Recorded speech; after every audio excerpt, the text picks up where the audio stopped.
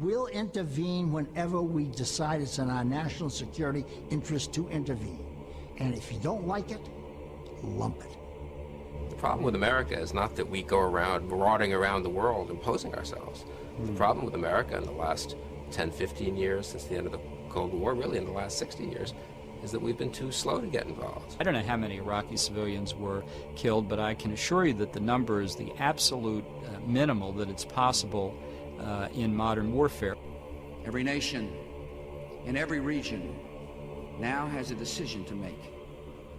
Either you are with us or you are with the terrorists. You know, that land over there is yours. You'll go back to it one day because your fight will prevail and you'll have your homes and your mosques back again because your cause is right and God is on your side. Welcome to the darkened hour. This is another episode of the Darkened Hour. I'm your host, Adam Fitzgerald. And with me today is Ed Brotherton, formerly of WeAreChangeLA. Ed, good evening. Good evening, man. How you been? Yeah, hey. This is a little bit different than most. You know, I did this last year about the free dealing, like a free conversation regarding the terrorist events of September 11, 2001, and what we have experienced over the years. And last year, I didn't plan on a 3-hour conversation, but I did. And this happened in June. I actually thought it was around September. It was in June. But since we are just 2 days away from the 21st anniversary of 9/11, I figured that we can just talk about what led up to the events of September 11th, 2001, and what we have learned over the years regarding our trek into this terrible event on our nation's history. And I figured, what better way to talk about how we got started than you, Ed? You've been at this longer than I have. And you were involved with WeAreChangeLA. And I dare say, what an experience that was, because I know your story behind it, but many others do not. And what led you to WeAreChangeLA, and why the subject of 9/11? Well, what got me started was the fact that I was sitting in my office one day and I got an email of after they released the Pentagon footage of the object hitting the Pentagon. I call it object at the time because it was like unidentifiable as to what it was.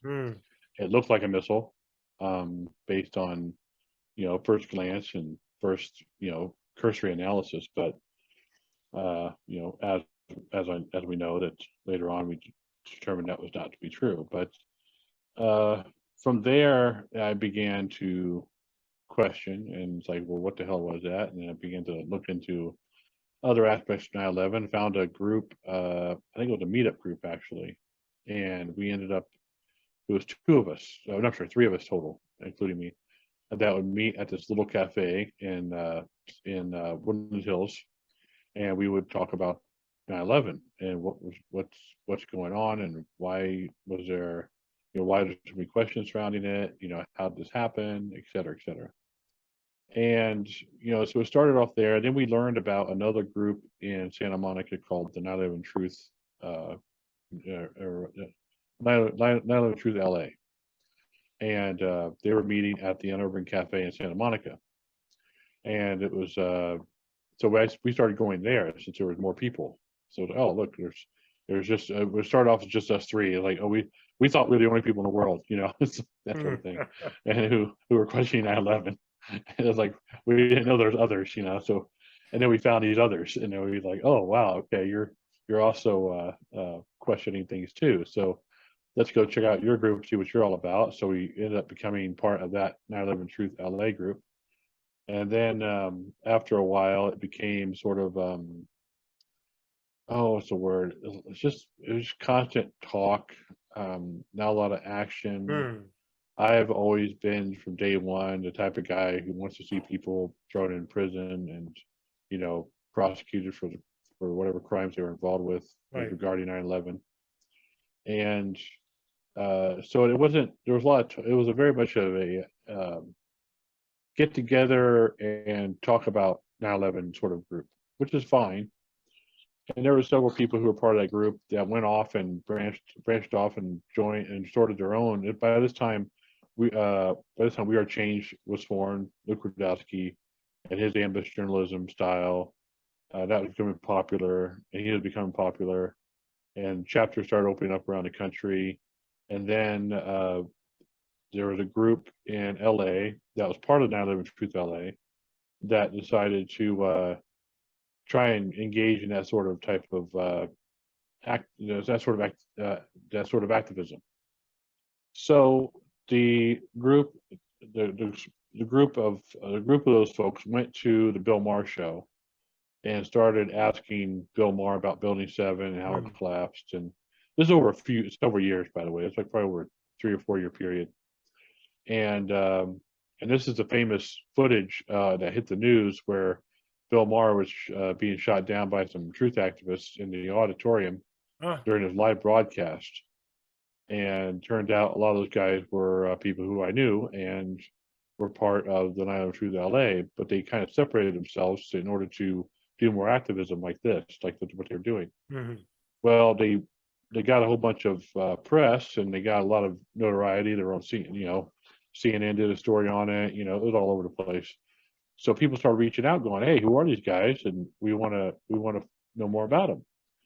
So they ended up forming a We Are Change chapter. So they realized they preemptively for it. So they formed We Are Change Los Angeles, and Adam Ruff was one of those co-founders in the beginning, and along with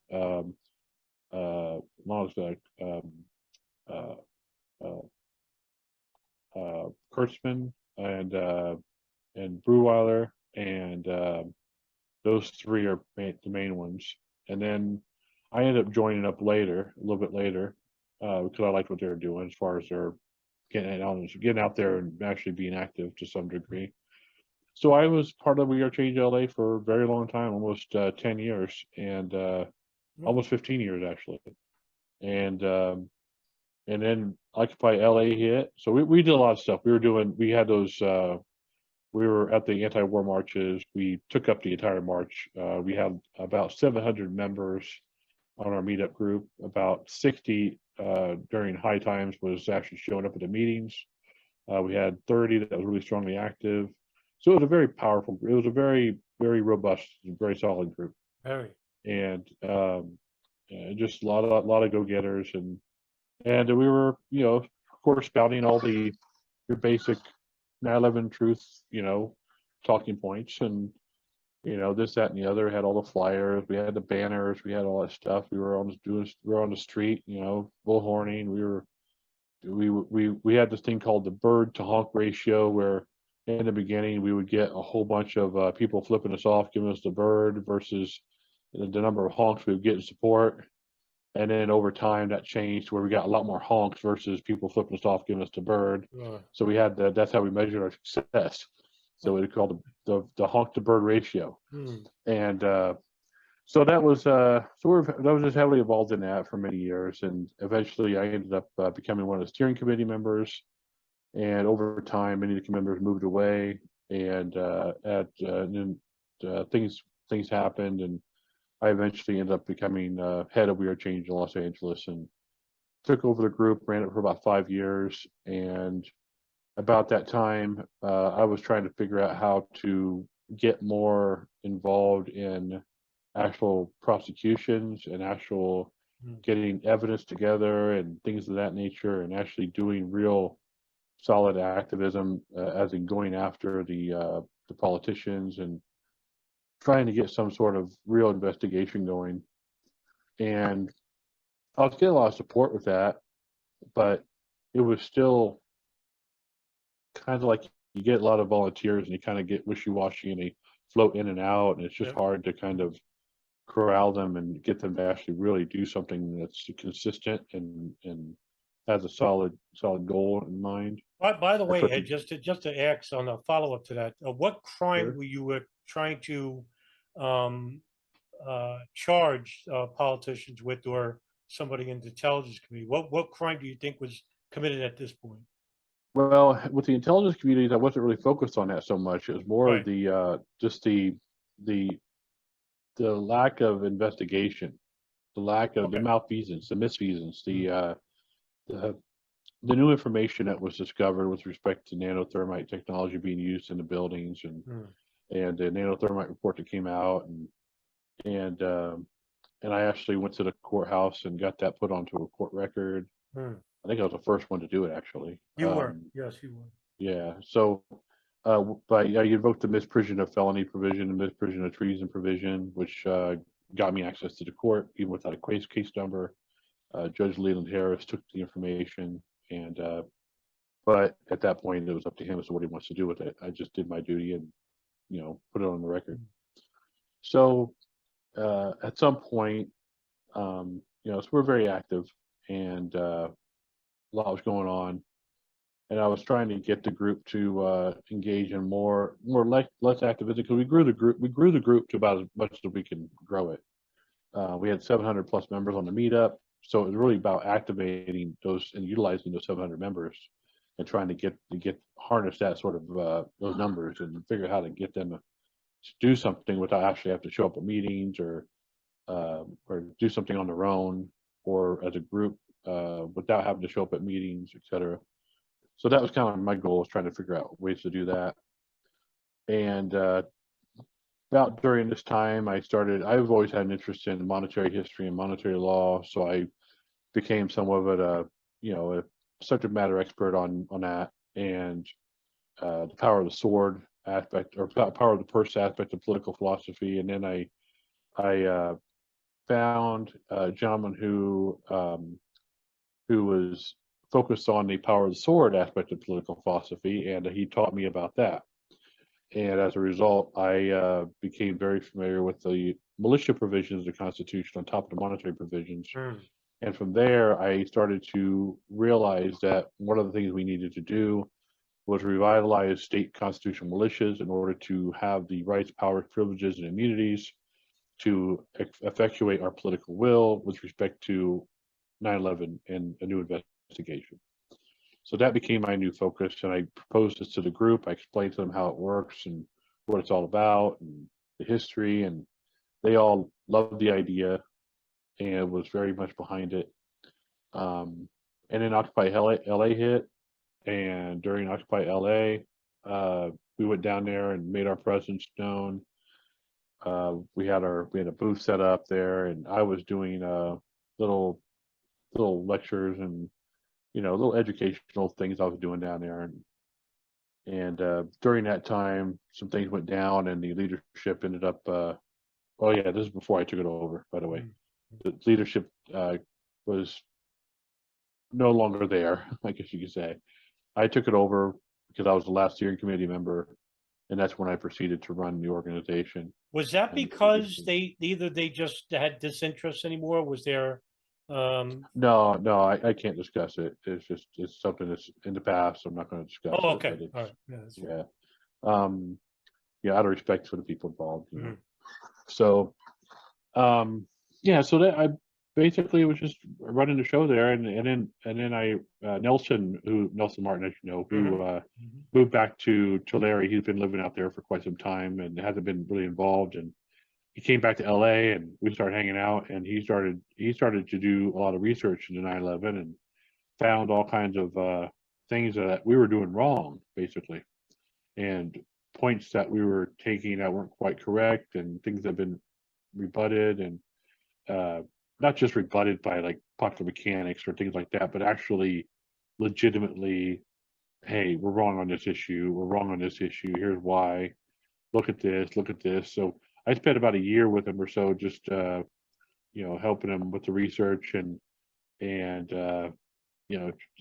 kind of taking a different approach to to acquiring knowledge about 9/11 that most people weren't getting, because they kind of stopped, I guess, their research, or they just go to 9/11 Blogger and look up the latest news, or they listen to Alex Jones or the latest conspiracy theory, that's put out there, and so everybody had the same sort of.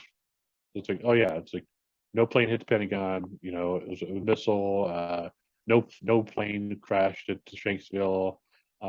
You had the Of course, I never believed in holograms and all that nonsense. So Well, you there was know, a lot of government did it. walls. There was a lot of walls. Yeah, Yeah. exactly. So government did it, Bush did it, blah blah. Well, Nelson showed me a picture of the Pentagon hole, of the actual hole, not the 14-foot hole Hmm. that Loose Change told us about. And I realized that, oh wait, that looks like a hole of an airplane, you know, an Hmm. airplane fit into. Right. And then I started doing more digging. I found out, oh, we're wrong on the Pentagon. So I took and I realized too, we have some Israeli involvement with respect to the dancing Israelis and the Urban Moving Systems company and all that, Dominic Suter and all those guys, and trying to figure out and pinpoint all that information. Hey, can I just follow up on that, So, Ed? When you were showing sure. that picture about the Pentagon, did you know right away? Did you believe it, or did you hold on to like, well, this could have been made by something else, or did you really just have like an overnight revelation of sorts and say, "Hey, I was It was wrong"? it was an instant revelation. Oh, I was had it? no problem. I had no problem changing my mind. Okay. It's to me, it's kind of, you know, it's stupid not to, because I don't want to waste my time holding on to bullshit. Mhm. It's a time suck. It'll take your life away if you hold on to things that just simply aren't true. So I have no interest in doing that. I have a life. I have, I want to move on, and I don't want to be engaged in nonsensical theory. So when I saw the 14-foot hole with the water spray that we see on the second floor, Mhm. everyone thinks that's the entry hole. But what's covered up by the spray of the fire hose, of the water the fire department spraying, is the bottom floor, which is a much bigger hole. And that's what I saw. And I realized that, oh, we weren't told the whole truth here. So I was able to change my mind immediately. So, from there, basically, this incident became the divisive factor in your group, as you told me over It the did. years. It did. I called up a guy named Bernie Suarez, who was part of our group, very active member. Um, and one thing I noticed about the group is just every Sunday every Sunday, yeah. Was it first Sunday of the month? I can't remember. We had a scheduled meeting. We had anyway. We show up at our meeting, and it just became like a conspiracy theory support group instead of a real activist group. It's like everybody was coming in with the latest Alex Jones talking point, and it just wasn't moving anywhere. No new information was being revealed except what I was learning. And then I was trying to figure out how to introduce it to the group, and especially the Israeli involvement. I called up Bernie and I said, look, I think we need to talk about this Israeli involvement. He poo-pooed the idea, thinking it was going to be divisive. I don't care. And then I also brought up the fact that we need to talk about the Pentagon, because I've seen information now that makes me believe that we weren't told that we're pushing a false narrative. And so Nelson showed up at the meeting. I was there at that particular meeting. We went to raise the issue, and immediately it was like a bunch of banshees just came out of the woodwork and just went batshit crazy. So it just immediately, I just realized, wow, these people are not they're not able to step outside the confirmation bias, and they have a real serious problem. And I didn't want to be part of that anymore. So there became a lot of drama in the group. I kicked Bernie out. Nelson, there's a lot of emails going back and forth, and Bernie ended up starting his own WeAreChangeLA group, calling it the official WeAreChange Los Angeles, and just kind of pulling a bunch of shenanigans. It fell apart, of course, and didn't last. So the whole WeAreChangeLA organization at that point just died a horrible death at that point. It was like literally like 700 members, activist group, great work, blah blah blah. I brought the Pentagon, and it was just destroyed instantly. Not even it was like within a blink. That's how fast it was destroyed, just for bringing up a alternative, just for bringing up an issue that we have a responsibility to address. You know, it's funny because Suarez was basically more worried about the Israeli issue, and he's talking about the foreign intelligence ring that were operating inside the United States, even though that's a very taboo subject, and that's for its own right, for a different reason. But that wasn't what was the divisive issue. The divisive issue happened to be the Pentagon, which currently, fast forward, I don't know what year. What year was that, by the way, when that happened? This was 2000 and I want to say 2015, around there. Okay, so 7 years later, that issue of the Pentagon is still as divisive and acidic in conversation as it was then, and I don't know why. I think the reason why is because we don't have like a clear shot of a plane actually crashing into the Pentagon. Take it back. It was probably 2010. 2010. Oh, so 12 Yeah, years. it's all like a blend. It's all blurry now. Right. Yeah, I got 5 years all jacked up there. No, I think it's 2010. And just as and that's even like that just goes to show you, even as further back, still just as a divisive topic as today. Yeah. And it's basically because you had primary truthers like Barbara Honegger and later on Christopher Bolin and Rebecca Roth and Citizen Investigation Team, Loose Change, the producers. That's Jason Burbis, Dylan Avery, Corey Rowe, Davon Kleist. The list goes on. It's almost endless. And they're all propagating this issue that, oh, wait a minute, we don't know what hit the Pentagon because there's no clear video. On the other hand, we have eyewitness testimony, and then they have to go further back. They have to go backwards now because now they have to address that. And that issue is, well, these people basically saw maybe a drone or maybe they're plants and maybe it was a missile. And then they have to go and prove that. I mean, but they don't. Right. I think the problem with the fringe elements of the truth movement, basically just, they don't get to those issues. They just keep going backward. You could jump from point to point to point. They're all over the place. And this became a huge, huge issue. And it became such a, like you say, a divisive issue in the truth movement. It even alienated primary truthers, big names like David Chandler, Wayne Costi, Ken Jenkins, John Wyndham, these type of people, and basically shunned them because, they show work that, yeah, hey, wait a minute, we were wrong. A plane really did hit the Pentagon. Right. And the thing is, and the whole thing is, what does that do to the whole narrative now? Sure. And now you got to now the plane has to become a drone. If it did hit the Pentagon, now it has to be a drone. It can't be a real plane. It can't be a hijacked aircraft because we can't have hijackers now.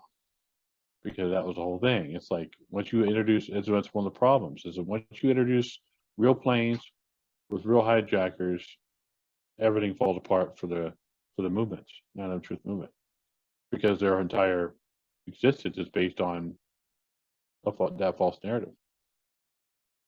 And this is a really good point, by the way. I'm glad you raised it, because of the important issue of the essence of 9/11, which of course, I'm ad nauseum here, the intelligence apparatuses. And what do I mean by that? I'm talking about foreign and domestic. Foreign is Saudi Arabia and Israel. Domestic is the FBI, the NSA, the CIA, and the DIA. And they all had separate operations. And one of the theories, and we'll talk about that in a bit. But this issue of the Pentagon is so important because what we have is an actual anomaly involving the people perpetrating with the hijacking of that plane. And that starts with Khalid al-Mihdhar, Nawaf, al-Hazmi. And Ed, in your years, and you've been an activist for a long, long time, there's something that I wish I had gotten into in my first formula of years of studying September 11, 2001. I was basically reading books in the middle of the deserts in Nevada. So I didn't have much in the way of real activism on the streets. But it led me into a much more, I guess, invigorating reading of many different areas and topics, since I was very interested in the who, what, when, where, why, rather than just the collapses of the towers, which I said, I can't speak on that because one, I'm terrible at math, and I failed at physics in You and high me school. both. Yeah, you and me. Right. Right? Just to inject a little bit, when I first started back in 2006, one of the very first forums talking about 9/11 in any capacity was JREF, the James Randi Educational Forum. And also there was John Gold's forum. 9/11, was that Blogger? No. Damn, I think he's the oldest now. His forum's the oldest. Anyway, at the JRE forum, you have people like Tony Zambati, all these like real scientists said, God, I can't, forget it. I'm starting at the really, really underneath the bottom. These guys are way at the top. So I said, all right, hardly anyone's talking about who these people are. Why'd they do this? If we're to just take it on face value, all right, these are hijackers, they hate our freedom. Sorry, I want to know why. And I've always been interested in the psychology and the motivations of people regarding crimes. Big true crime fanatic. I studied psychology at this university of City College. So I started to delve into that area. And lo and behold, 16 years later, at this point, and boy, I'm not finished yet, and I'm just getting started. When you were at WeAreChange, and when that dissolved, did you basically start now familiarizing yourself with this area of the intelligence apparatus and the motivations of these people? Yes, for the most part. I started to focus more on that,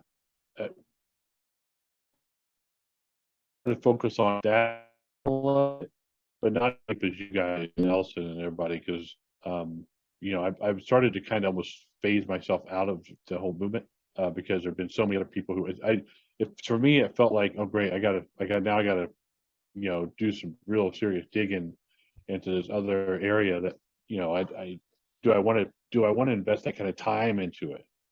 And so I decided that I'm going to learn as much as I possibly can, but still have a life. And you guys have been an incredible asset with respect to being able to do that, because you guys are the ones putting in all the work now. You guys are the really unsung heroes of the 9/11 Truth Movement, as far as I'm concerned, because of that. Well, goodness great, you know how to make a guy blush. So, no, really, look, what I'm doing is nothing special, basically. And I've said this before ad nauseum, I'm only trying to dispel the disinformation and the incomplete narratives purported by the media, which is basically just an extension of the federal government. In other words, we're participating in a war of two fronts.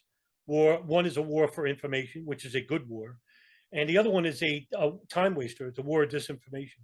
Battling against disinformation, and it's a shame because a lot of resources went into that. And you're exactly right, and that's the tragedy too, because that's one thing I just absolutely can't stand, is that the disinformation is a major time suck. It sucks the time out of everybody's lives. It sucks the time, and time is one of those resources that you can't get back.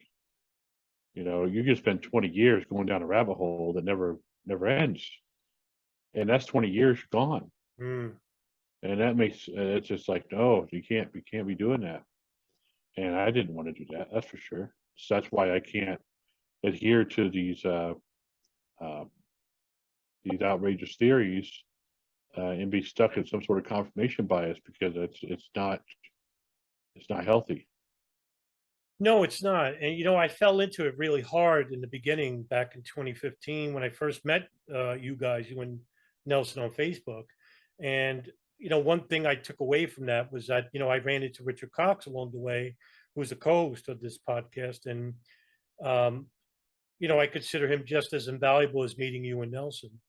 And thank goodness for you guys, because basically, I probably wouldn't have went as far as I did with the podcast and with this study itself. I think I would have quit many, because I thought about it many times.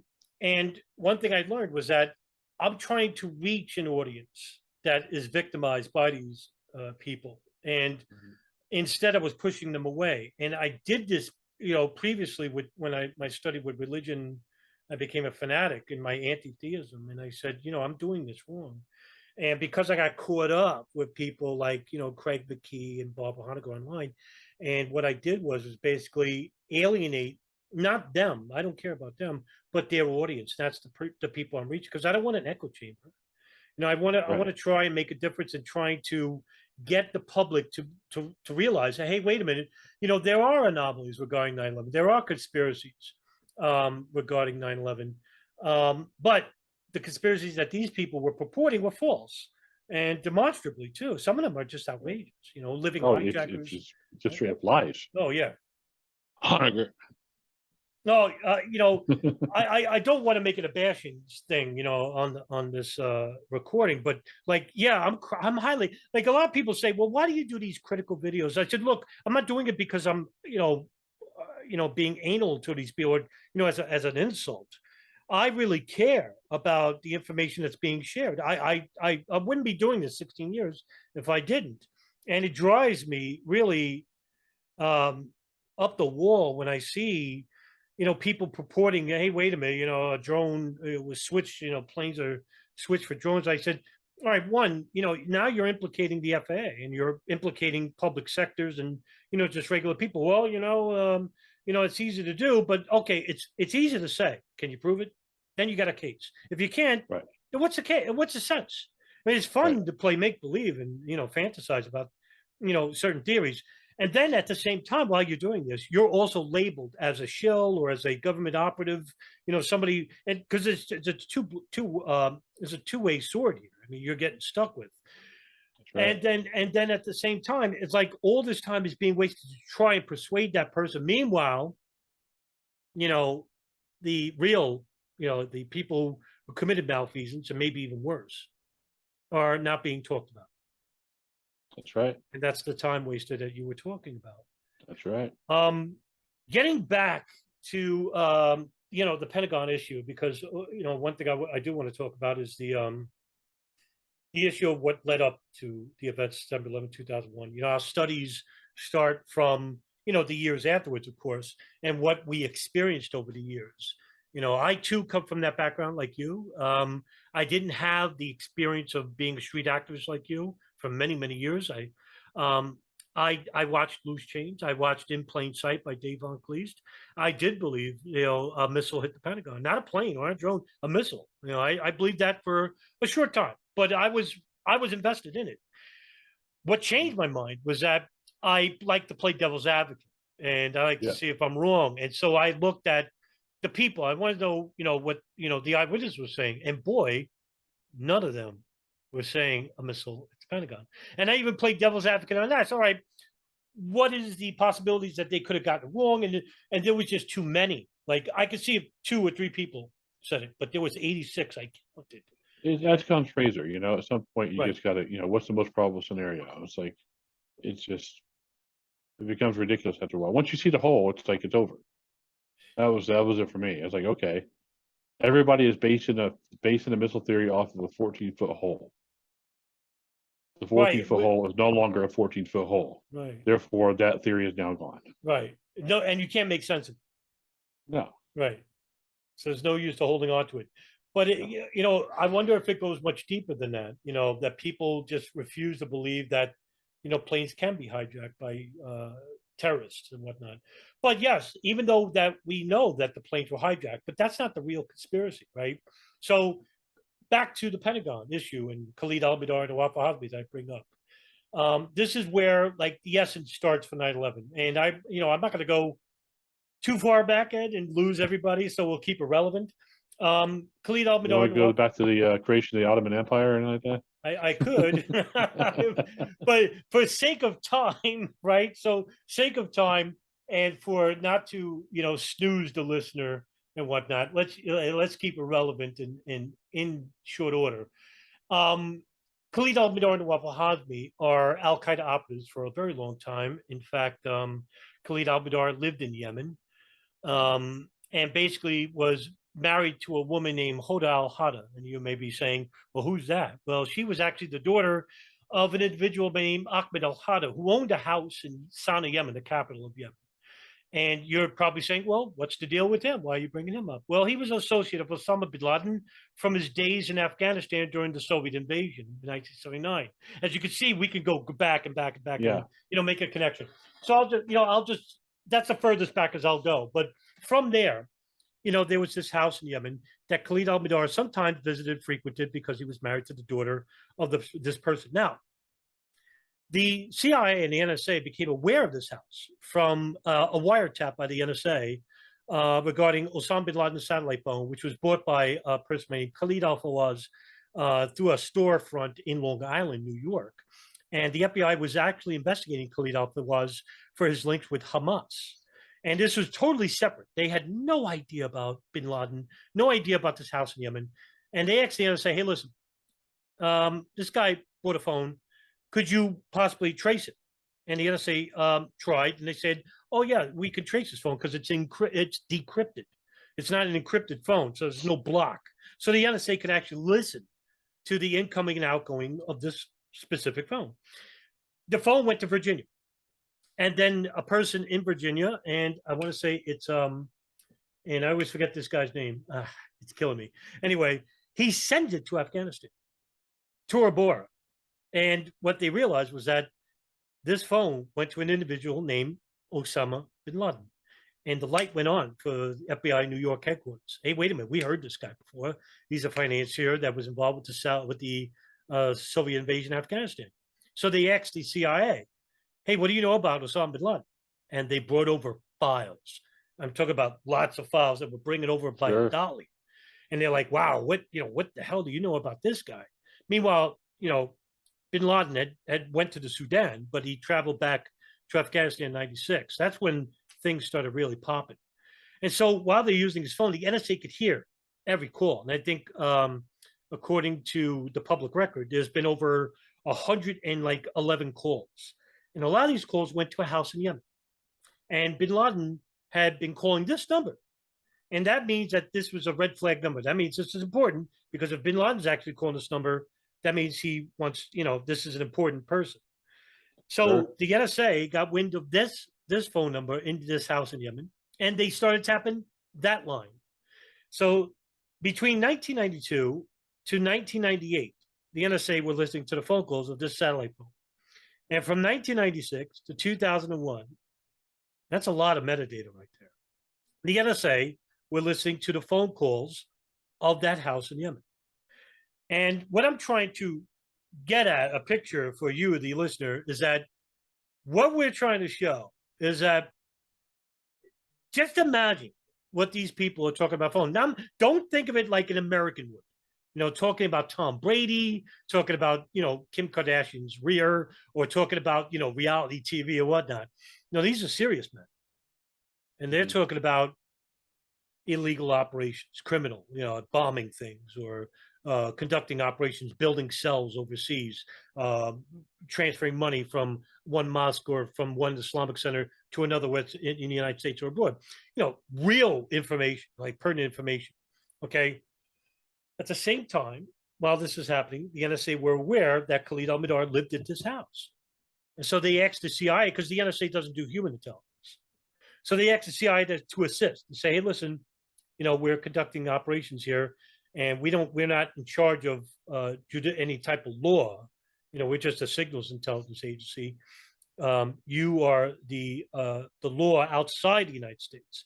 We want you to bring, and to take pictures. And so the CIA said, sure. And then they opened up the Bin Laden Issue Station, which was a virtual station created by David Cohen in 1996. And basically what it employed was the NSA, the FBI, the DI, all the domestic intelligence to conduct metadata and signals and human intelligence information collecting, and share it within each other, like open sharing. Closed source, which is private information, and open source data, which is open to the public. Google searches one. Just imagine how much data is coming through, awash, God's sakes, awash. But this is the most important operation in the world at the time. There's nothing more important than this. Now, the conspiracy later on would be, we didn't have the much manpower, which could have been true at the same time. But at the same time, you know, you're listening to the phone calls of these people and you're taking data recordings, transcribing this daily. You know what's being said. You know what's going on. And that's for the public record. They know what's being said on these phones. Anyway, fast forward, Khalid al-Mihdhar and Nawaf al-Hazmi in December of 2000, Ed, make a phone call that the NSA catch, and it's coming from a person in Yemen. And the person's name is Khalid. Later on, we know that as Tawfiq bin Attash, a long-time facilitator for al-Qaeda in Yemen. He has massive connections in Afghanistan, Yemen, and the Arabian Peninsula. So they say to Khalid al-Mihdhar, who's answering the phone, say, hey, listen, we're having a meeting in Malaysia, Kuala Lumpur, and we want you, Nawaf, and his brother, and he has a brother named Salim al-Hazmi, to come and attend. So they all go and attend. The NSA hears about it. They tell the CIA and the FBI, listen, go follow them and see what you could, you know, get back. I want, you know, take pictures and whatnot. So the CIA does this, and they ask the Malaysian authorities to, you know, take pictures of the people coming and going out of this meeting, and they do so. And it's held in a condominium owned by Yazid Sufat, who's a Indonesian businessman with connections to a terrorist organization based out of Indonesia named Jemaah Islamiyah, and they are affiliates of al-Qaeda. And all the bigwigs are there. You name it, you know, it's a big party. This is the eyes wide shut of al-Qaeda here, right? Khalid al-Mihdhar, Nawaf al-Hazmi, Khalid Sheikh Mohammed, Ramzi bin al-Shib, Tawfiq bin Attash. I mean, they could have bombed that building and been yeah, and that's it, right? You know, it's all problem solved, you know. You know, that's funny. I never really thought of that, and I said, you know, that's interesting. They missed their opportunity right there. Problem solved, right? That's it. The game is over. They're destroyed. And if that would have taken place, you know, none of 9/11 doesn't happen. The bombing of the USS Cole doesn't happen. You know, funny thing that you named there. But this comes at after just, you know, a month and a half of the embassy bombings of '98. And so they go to this meeting, and the entire intelligence community is aware of this. The NSA, the FBI, CIA, right? So they all got to take pictures of this. You know, the CIA takes pictures of this. Right. The FBI is in New York. Now, they don't bring any agents there, but they're aware of it. But now they're not getting much in the way of help from the CIA, the NSA. So in other words, they're building a chart in their New York office, and they're putting like pictures that, you know, they obtained from the internet. Bin Laden's face, Doc Diamond's taking the strings and connecting it here. Yeah, you're right. Doing their investigation. The real gumshoe work, right? Yeah, gumshoe work. Meanwhile, the CIA, you know, they got, you know, the top of the line data and stuff like that. You know, the NSA too. So the meeting is over, and Khalid al-Mihdhar and Nawaf al-Hazmi get on a plane. They go to Bangkok, and the CIA at the same time. Do Alex Station, that's the Bin Laden Issue Station. It's codenamed Alex Station, named after Michael Scheuer, who is the deputy chief. The chief of the station. He's number one there from 1996-99, but he's actually replaced by Richard Blee in '99, chief of station. So they leave, and they go to Bangkok, and then they come to the United States. The CIA knows this because they actually take photographs of Khalid al-Mihdhar and Nawaf al-Hazmi's passports while they were in a hotel. There's a couple of competing stories about how they got this photograph. One is that they rented a hotel in the United Arab Emirates, and when they left, CIA broke in, took photographs of the passports, and sent it to Alex Station. No matter how they got it, but the main story that we can take away for the public record is the CIA received this information. Right. And they saw this, and the cable that came in showed 2 high-valued al-Qaeda targets who were involved with, at some level, the bombings into the U.S. embassies in '98, the USS Cole bombing in Yemen, and their connections to Chechen al-Qaeda with Ibn Khattab, who's a leader, Chechen Muslim leader, who has links with bin Laden. There's a lot of links here over time.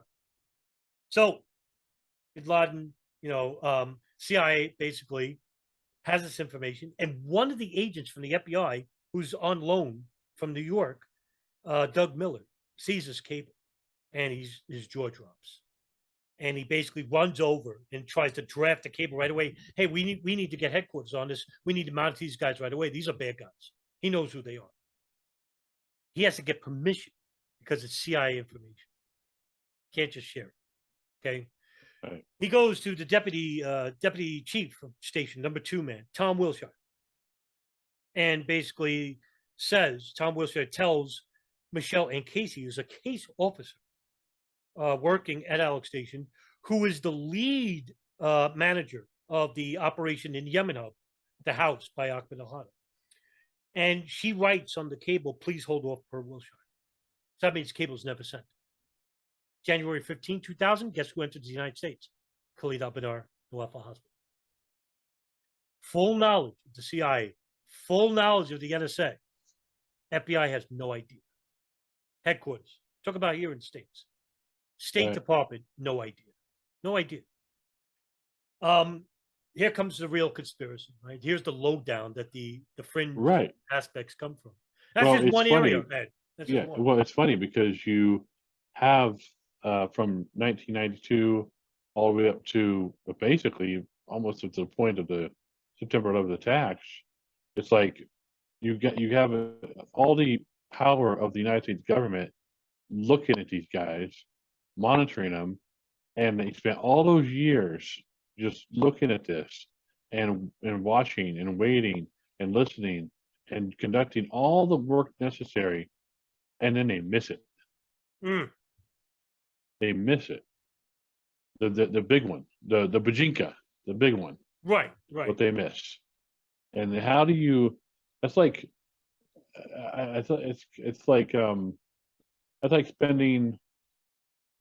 like spending 15 years building a huge skyscraper, and when you finally get it all done, it's like you can't put any tenants in it.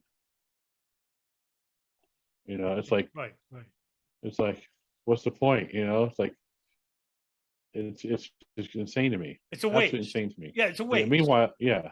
Meanwhile, that what you're studying there, the area that you're studying, and that information is not mainstream 9/11 truth material. It's even though it's a conspiracy. Yeah, but it's not mainstream 9/11 truth material, and it's in a lot of ways rejected by the 9/11 truth movement, and because they like their parallel theories of missiles hitting the Pentagon and no hijackers, no planes. And it's just, so this is where we're at in the 9/11 truth movement. Real good information that you're providing that will actually lead to real suspects and real investigations, and then everything else. Right. This is the lead problem, right? Because this is the divisive issue that you spoke about before, regarding the Pentagon, and why we are trying to reach that audience and say, hey, wait a minute, the information that you received is wrong, but there is a conspiracy, right? Because they say, oh, you're just spouting the official narrative, right? But, well, no. I mean, because what I just said to you just now, Ed, is not fully reported in the 9/11 Commission report. That's right. Or the Joint House inquiry. Now, the Joint House, basically, I will say, there was one panelist, and everybody knows by now because I always play the recordings of Carl Levin. And Carl Levin is actually interviewing the head, the DCI, the director of Central Intelligence, George Tenet. Now, now that I've spoke about this, let me play a recording for you regarding what the CIA knew, what they intentionally withheld, not withheld, intentionally withheld, which is a crime in itself now, to the FBI and the State Department. And, I'll just play a little bit. I want to get your thoughts on it. Okay. Yeah, absolutely. Yeah, sure. Meeting in the year 2002 in New York City. And this is a meeting of a CIA analyst and FBI officials from the New York field office, which was the office investigating the Cole bombing, and the FBI headquarters, including the FBI analyst on detail to the counterterrorist center at the CIA. The FBI agents on the Cole bombing pressed the CIA at that meeting for information regarding Mihdhar and the Malaysia meeting, but the CIA representative denied them that information. It's a very specific finding in the staff report that there was a refusal to share that information relative to Mihdhar and Malaysia, and as to why the CIA was tracking Mihdhar at a June 2001 meeting on a specific request of an FBI agent in New York. My question is, do you know why that CIA agent refused to tell the CIA agent what the FBI, what the CIA, let me start over. Do you know why the CIA agent refused to tell the FBI agent what the CIA agent knew when the FBI agent specifically said, why are you tracking Mihdhar? We have, we're going to have a disagreement on the facts here. And here are the facts as I understand them. There were 3 people who left New York to go to Washington to go to New York that day. It was an FBI analyst from FBI headquarters, an FBI analyst from our counterterrorism center, and our analyst. They went up to discuss the Cole investigation. The FBI analyst from FBI headquarters brought the surveillance photos with her, and at the end of a conversation, and I've now talked to 2 of the people involved, Senator, the FBI analyst from FBI headquarters handed the surveillance photos to the New York field office personnel. There was some discussion about them. Indeed, they were talking about different people. Mihdhar was not who they were talking about in this meeting. When I asked our person at this meeting as to whether he was specifically asked about Mihdhar and Hazmi, he has no recollection of the subject ever being directed to him or ever coming up. So there's a factual issue here, and I've only talked to 2 of the people involved. Let me read you the staff report. The CIA analyst who attended the New York meeting acknowledged to the Joint Inquiry staff that he had seen the information regarding al-Mihdhar's U.S. visa and al-Hazmi's travel to the United States, but he stated that he would not share information outside of the CIA unless he had authority to do so. That's what he told our staff. Do you disagree with that? Sir, I've talked to him as well. Do you disagree that he said that to our staff? Well, no, I don't disagree. He said it to your staff. I'm telling you what Did he tell you something differently? Yes, sir. He gave me a different So perspective. he told you and he told our staff something differently. Well, okay. But I think it's important, sir. Yeah, but our time is limited, so let me just keep going. That's the answer. He told you something differently from what he told our staff. Mr. Mueller, Director Mueller, at that June 11th meeting, did the FBI know that Mihdhar and Hazmi were at the January 2000 meeting of al-Qaeda operatives in Malaysia? I don't believe they did. All right. So we still don't know in June of 2001 what the CIA has known for 15 months. That's huge. All right. I mean, that right there just proves that, for one, Tenet lied. Secondly, his own case officer is against Tenet's narrative there. Now, little background on this, for those who don't know. The case officer that he's talking about gave closed-door testimony to the Joint Inquiry. His name is Clark Shen. And thank you, Ray Nowalewski, John Duffy. I can't take credit for that. Their book, Watchdogs and Barkers, God, it's a great book. Read it, please. Anybody reading it who's not read it. He actually gave closed-door testimony. He said that the photographs he was showing was the photographs I was talking about, the photographs from the Malaysia summit meeting.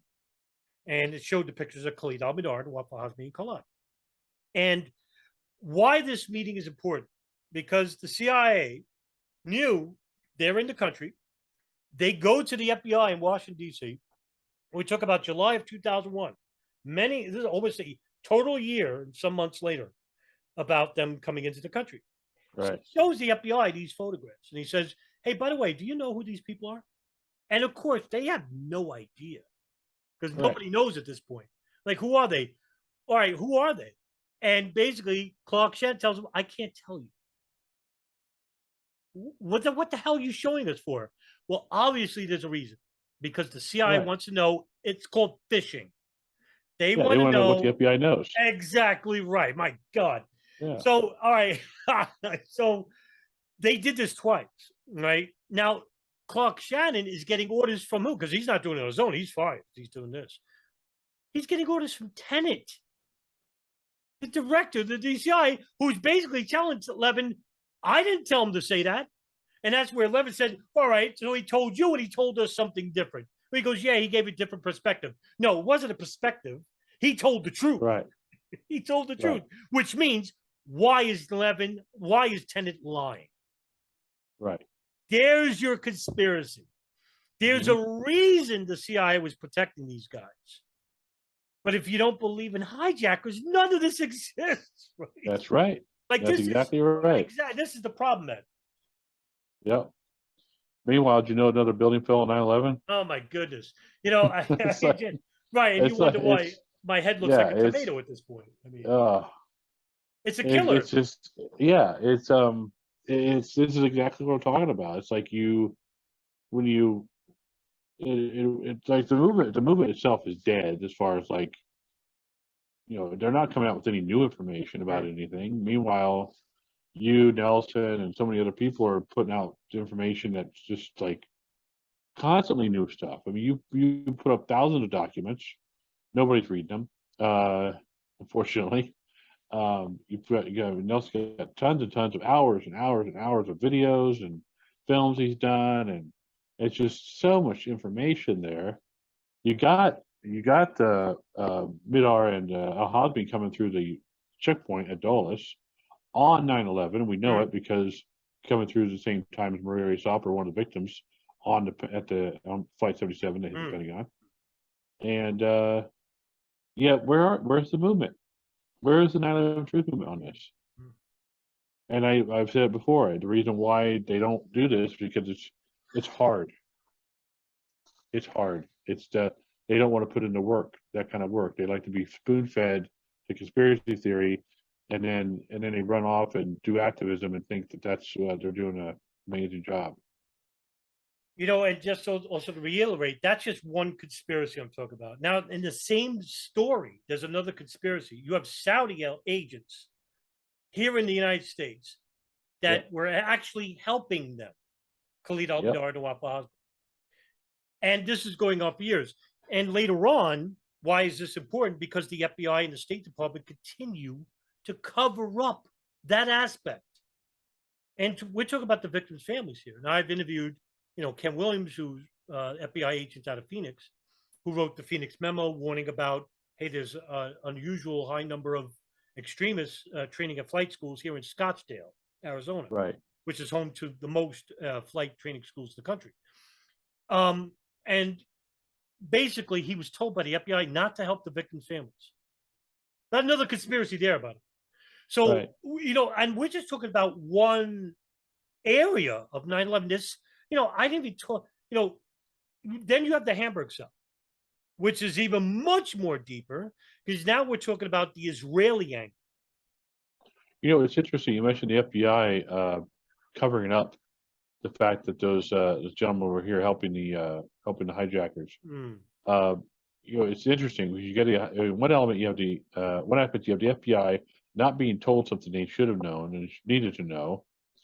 And then you have the FBI knowing something that, and then they end up covering it up. So it's like, even if they had the information that they would have gotten before, would they have dropped the ball and fumbled it? It's like, right. What the hell? There's it's so screwed up. Oh, it's a good point. So many levels. I never thought of that really, to tell you the truth. I think that's a very interesting aspect because yes, here we have flatfoots, the real agents on the ground who are trying to make a difference. Now we have a lot of whistleblowers from the FBI community: Colleen Raleigh, Mark Rossini, Doug Miller, Ken Williams, Robert Wright Jr. from Chicago. I mean, these guys really tried to warn, like, hey, wait a minute, it's an unusual high number of extremists in the country. We're trying to track, they have a lot of connections outside the country to Afghanistan, to Saudi Arabia. And at the same time, you have these bureaucrats, their superiors, who are basically, creating these walls to make it harder for them to investigate and to act on the men. Right. And then that's just one agency, okay? That's the FBI. And by the way, that a similar thing happened with 1993, the World Trade Center bombing there. And there's a lot, and same thing for like 9/11 conspiracies involving, the FBI building the bomb and whatnot. And that's not true. In regards to foreign intelligence, again, Israel, involved with the monitoring of certain players that were involved with the creation of the bomb that bombed the World Trade Center in 93. But, I mean, the FBI, there's one agency, and I think that comes from the higher rungs, not just the flatfoots themselves. But afterwards, here they are covering up the fact that, hey, wait a minute, shouldn't they be working for us? And Ken Williams basically just, is puzzled by it. Before I interviewed him, he basically said that he defied those orders and went and helped a law firm, Creedler and Creedler, with the suing of the Kingdom of Saudi Arabia for their role with 9/11. And you're aghast at this. Like, why would they do this? Well, obviously, it's to cover up the fact that, hey, you have Khalid al-Mihdhar and Nawaf al-Hazmi, who are being protected by the CIA, the NSA, seemingly, and then at the same time covered up afterwards by the FBI regarding their connections with al-Qaeda, who has connections with Saudi Arabia. At the same time, not to pick on just the Arabs, you have the Hamburg cell out east, Florida, New York, New Jersey. And these are the major players. These are the pilots. These are Mohammed Atta, who hijacked Flight 11 allegedly, Marwan al-Shehi, who hijacked Flight 175 allegedly, and Ziad Jarrah, who hijacked 93 allegedly. Now, I won't go into straight detail, Ed, and talk about the backgrounds, but even before they even came in the country, in Germany, some of these backgrounds make you puzzle, like, how could they be extremists coming from a very moderate family background? For example, Muhammad Atta, he grew up in a very well-to-do household in Egypt. His father was a lawyer, his mother was a teacher. Basically was moderately religious, wasn't, into the Wahhabi ideology yet, the fanatic ideology. He allegedly did join an offshoot of the Muslim Brotherhood in Germany in the engineering school aspect of the Muslim Brotherhood, which is just an offshoot. But that's highly disputed. It goes to show you these guys are not like when we think of these guys, we think of the perception is they're not intelligent. They're just false perception that they're not intelligent. They live in this almost like a third world country. They're not, all this stuff, and it's just simply not true. These guys are highly educated, very intelligent, smart. They know what they're doing, and it's something that the 9/11 Truth Movement needs to really pay attention to and understand, because it's not like they're not. It's not like they were going to be duped, right, by government officials. They're fanatical. They're fanatical, but very intelligent fanatics, and those are the most dangerous. Some of them are brilliant minds. For example, Ramzi Youssef, the bomber of the 1993 World Trade Center bomber, he came out of the University of Wales. I'm sorry, no, he studied electrical engineering at school in Britain. I forgot. Please forgive me. I said Wales. I could be wrong about that. I forgot. Highly intelligent, but hardly religious. Same thing. Muhammad Atta, same thing. Ziad Jarrah, even worse off. His family is well-to-do, long history, grew up in Bekaa Valley, Lebanon, friends with Jews and Christians. Didn't grow up with any religious schooling whatsoever.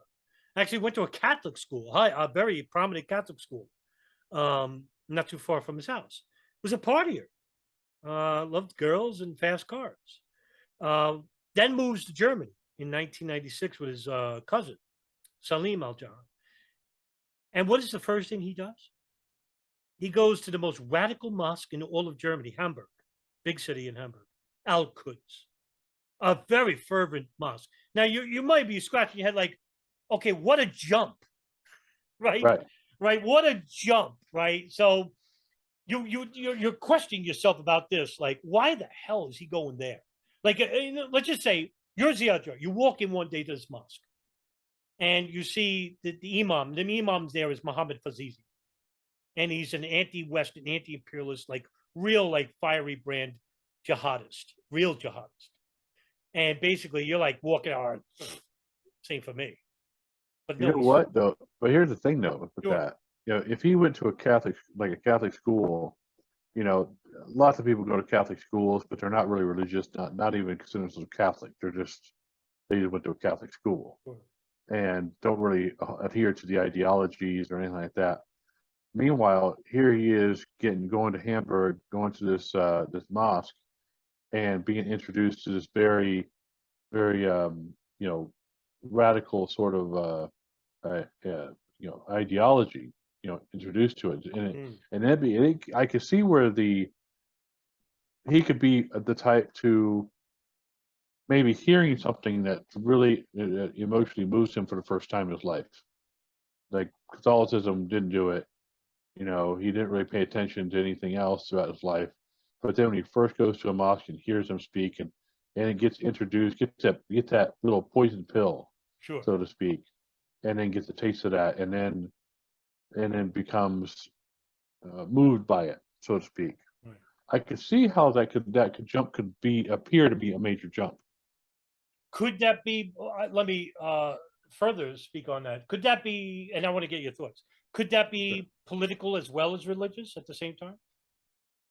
Yeah, because I think that sort of that bent on the Muslim religion introduces a lot of the politics, but I think it's going to be incorporated into that ideology. Right, because just to elucidate more, in Lebanon at that time, in the mid-90s, there was a civil war, a war with Israel at the time. And so I could understand why he could be persuaded to become involved. I mean, we're playing devil's advocate here too. Sure. Right. Yeah. So I'm not at all saying this is what happened. Right. Exactly. I'm trying to understand, because it was an interesting question you posed. Right. And like, why? How can he make that jump? And so I was trying to figure it out, like in my own mind, how could he do that? And I was like, well, when you think about it, when you hear something that's provocative for the first time, sure, it's then all of a sudden you latch onto it, and then you might hold on to it for a few years. Next thing you know, you're like, oh, I know, I learned something different, and move on. But that's why people get into cults for a while. That's why people get into into movements, in general. Good point. Now, okay, I won't waste any more time on it. But fast forward to 1999, right? Okay. They are now. If we're to let's take this with a grain of salt. This is coming from the federal government, like 9/11 Commission. All right, they're persuaded to go to Afghanistan. Now, let me retract that for a minute, because this is important.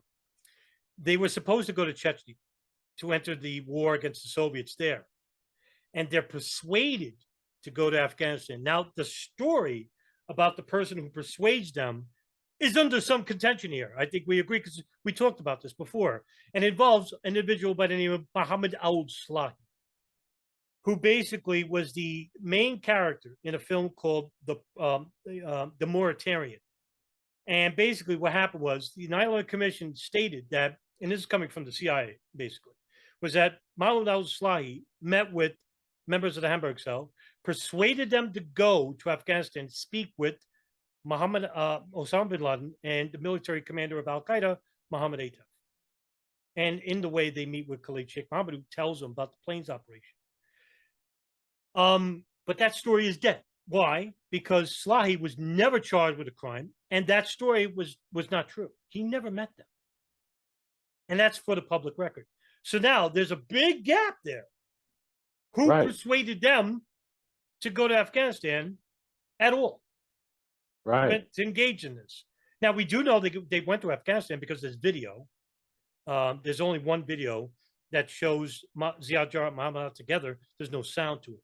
I have that post on my Odyssey if people want to see it, but there's no sound to it. Now, that's true. That's them too. But needless to say, all right, they go to Afghanistan. They're told about the planes operation, and they all agree. Now, there's all right, now this is something else, because I always play, like I say, I play devil's advocate. Here's three guys, young men, and they automatically go to Afghanistan. They go through security screening for a week or two, and then not meet like low-level al-Qaeda operatives. No, they meet Osama bin Laden, Dr. Ayman al-Zawahiri, the emir, the second in command, the military commander, Mohammed Atef, and Khalid Sheikh Mohammed. Took out the freaking hierarchy of al-Qaeda here. They went right to the jump. They met these guys. Right, You know, exactly. it's like the La Cosa Nostra, the mafia, right? You're just Yeah, a sure. soldier, Absolutely. and you're not going to Absolutely. meet Joe Bonanno right off the bat. Right. Sorry, you got to work your way up. No, these guys go right to the jump. Yeah, you might have to whack a few people before you get there, you know? It's Exactly. Yes, exactly. This is what drove me. I'm like, wow, these guys met the top people. Yeah. Okay. Now Like they're being made, you they're know? being made right off the bat. They have to do anything. They have to do anything. Yeah. So okay. So they swear bayat, which is Arabic for loyalty. They swear loyalty to bin Laden, which is a prerequisite for joining Al Qaeda. And immediately they're told about the planes operation. I'm like, what? This is, you know, the biggest operation in history, by the way. Right. Which is basically, you know, where did this come from, this planes operation? In short order, you know, Khalid Sheikh Mohammed, grain of salt right here, Khalid Sheikh Mohammed, who's an uncle to Ramzi Youssef, was part of an operation called Pachinko Plot in 1995, 96. And this involved the planting of bombs on 12 airliners and have them all explode over the Pacific from planes coming from Southeast Asia and the United States, had them all explode over 1 minute of each other, and the debris lands in the ocean. They don't know what happens, right? They're just dead. And also, there were sleeper cells inside the United States that would hijack 10 planes and have them all crash over into, you know, the intercontinental United States. And that was a hidden part of the Pachinko Plot. That idea was given to a plotter named Abdul Hakim Murad, who's a pilot, by the way, trained inside the United States. So he got his license here. Told Khalid Sheikh Mohammed about that idea. And Khalid Sheikh Mohammed, I think, kept that idea and told it to bin Laden. Like I said, grain of salt. So, all right, these guys agreed to the planes operation. And they go back inside the United States. They go back to Germany. They make preparations to enter the United States. At the same time, German intelligence is monitoring these people. They tell the CIA comes, they're monitoring even Al-Qaeda facilitators who are grooming these people along. Because the German intelligence were monitoring the Al-Quds Mosque for years and years. And basically they said that they knew about two facilitators named Mohammed Haydar Zamar and Mahmoud Dark-Ghazali, who are Syrian Muslims who have connections with Al-Qaeda, and they're gun runners. These guys are serious guys. And they have legitimate, Mahmoud Dark-Ghazali is a businessman too. He has businesses in Germany. So they're grooming these young guys along, almost like, hey, yeah, we'll, you know, train you in the right way and get you to meet the right people. And what happened later on is that, you know, these guys are also confronted by the CIA. And they're basically, according to the CIA, they tried to turn them into informants. Now, allegedly, Mahmoud Dark-Ghazali says no, but you know, we don't know after that. Like you know, I don't know if he was and basically said no. Same thing with Zamar, and basically the NSA is listening to Zamar's cell phone at the same time. So they know about certain aspects of what's going on. You know, these guys are basically with the Hamburg cell a lot of the year 1999, 2000. They come to the United States. Who's tracking these people inside the United States almost from day one? The Israelis. So you have two big rings. One is a huge, and it's the biggest foreign intelligence ring in U.S. history. This was the art student ring.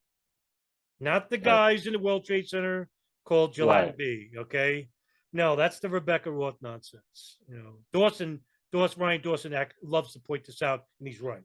The art student ring is much bigger than that. It's like 250, 300 people all throughout the Southwest, Northeast. Right. At the same time, there's another Israeli ring, and they're using moving front companies, actual moving companies, not fronts, but they're fronts for Israeli intelligence. Urban moving systems, everybody knows. Classic international movers in Florida, New York, New Jersey. White glove movers, Moishi movers. Yeah, the one in Florida, yeah. Yeah, right. These guys. So they're basically, you know, and that's an ingenious part, like to use moving company because you can actually move throughout the United States. Right. You know, moving around, trying to track. And what we know, how do we know this? You know, so that you don't just believe what I'm saying. There is a lawyer who is retired out of California. His name is Gerald Shea. and out of his own pocket did a private investigation into these Israeli rings. And he wrote a memorandum called the Shea Memorandum. Not a conspiracy. He used police arrest records of these people who were arrested because they expired their visas. Okay. Huge number of these Israelis. Huge. Same thing like the Saudis. They were detained later after 9/11 on what? Visa violations. Now I'm going to reiterate why that's important. Huge ring, Ed. Israelis on the East Coast. Saudis on the West Coast. Ed, what does We Are Change in LA, and what does this mean overall to the truth movement? Well, it means that they were under our noses, number one. Right. Yeah. Now, why didn't they talk about this aspect? Oh, because we were too busy with other bullshit conspiracy theories. What a shame. Yeah. What a shame. Yeah, it was we this information was not known to us at the time. And when it was, and if it was known to us, I mean, if it was revealed to us, they wouldn't be able to, most of the people in the movement wouldn't be able to confront it, as we're seeing right now. Do you think, let me get your opinion on it. If this information was available to you, to the peak of We Are Change LA, would it have made a difference? No. No. Well, that's really. I say that because I couldn't even get them past the Pentagon. It was so bad I couldn't even present the information about the Pentagon. Just bringing it up was enough to destroy everything. That's demoralizing. That's bad.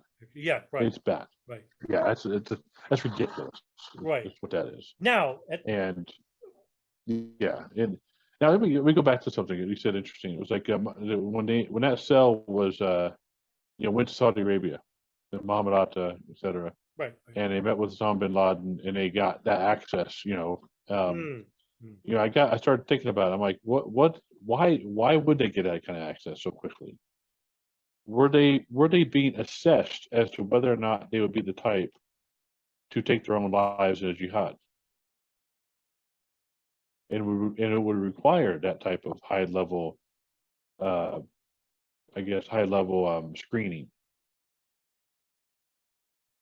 It's an interesting point you raise, because it is a commitment. I mean, you're dying for the right sake, and they're young. They're not old yes. people. These are very young men. Impressionable. Right. And to make that leap is, I can't even imagine, like, astonishing. Right. And if we're to believe that narrative by the 9/11 Commission report, which is rather vague, and if we're to believe they just did it, it really doesn't tell us much. Yeah. Why? Yeah, because you can go back to the question you had about who sent them to Saudi Arabia. Who told them to go to Saudi Arabia? They told them to Afghanistan. Yeah, Afghanistan. Sorry, right. Afghanistan. Who told them to go to Afghanistan to meet with Osama bin Laden?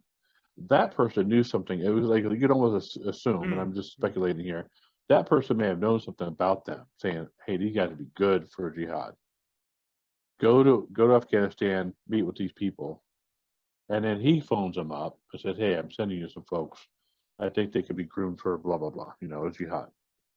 And maybe if I was to speculate, that's all the information I had, and that's where my brain would go right away as far as starting using a hypothesis to try and figure out if that's actually a realistic hypothesis. Right, because that connection is broken. Right, so we're left to like our own desire, like we don't know. Yeah. But I would look for somebody who has that type of. I would look for somebody who knew those guys. I would look for someone whose job it is to find those people for that mission. Okay, so there would be, all right, the closest thing, Ed, would be the members of the Quds Mosque who knew them. Now, German courts actually prosecuted an individual by the name of Munir al-Mutasek, who knew Muhammad Atta, Ziad Jarmo, and al-Sheikh. He was friends with them, and Ramzi bin al-Sheikh. Okay, Ramzi bin al-Sheikh actually acted as a facilitator.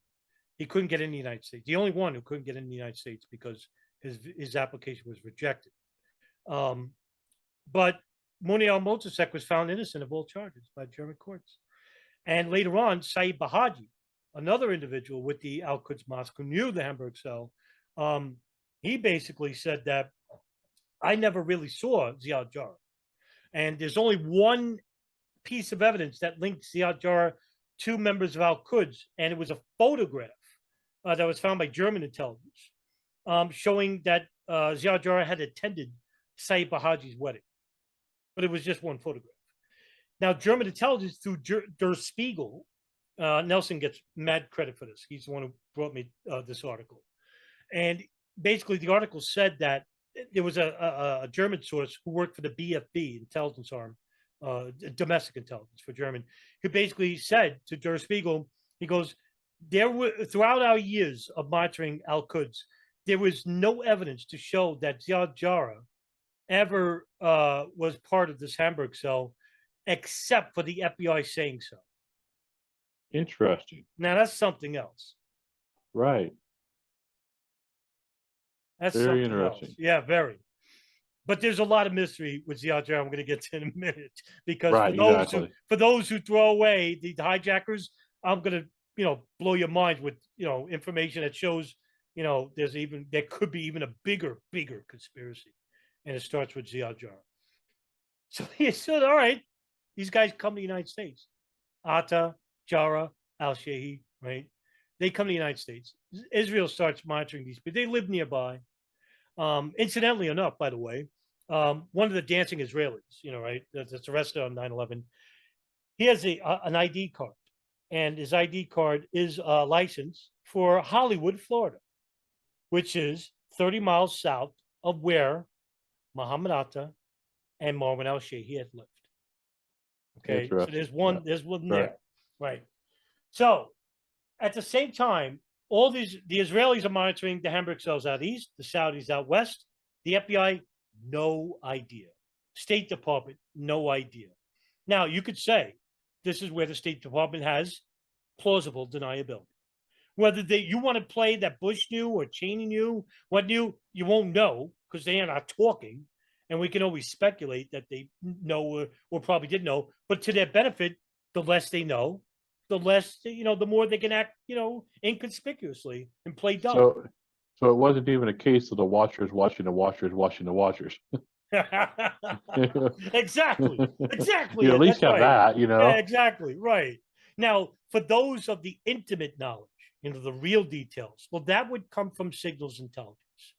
And that's the reason why I brought up the NSA listening to the phone calls. And nobody, Ed, not even the 9/11 Commission, not even the Joint Inquiry. Now, Carl Levin tried, but nobody asked the NSA anything. You would think that they would ask. Now, I've talking with on Twitter with former senior executive of the NSA, Thomas Drake, and he basically said to me once that the NSA let the CIA take the fall, so nobody got fired, so to speak. They laid down the sword regarding the commission inquiries. They basically got, directly, Carl Levin tried and Tim Romer and Richard Benvenisti, but they didn't go far enough. But there wasn't enough pushback. Hey, wait a minute, why didn't this information was shared? They should have asked the NSA, hey, wait a minute, what did you learn about those signals intelligence? So, well, we can't talk about that. Well, somebody did, Ed. Right. It was Thomas Drake. Thomas Drake, according to him, basically said that the NSA, throughout the years 1992 to 1990, now we're talking about Bin Laden satellite phone, so we got to start from 92.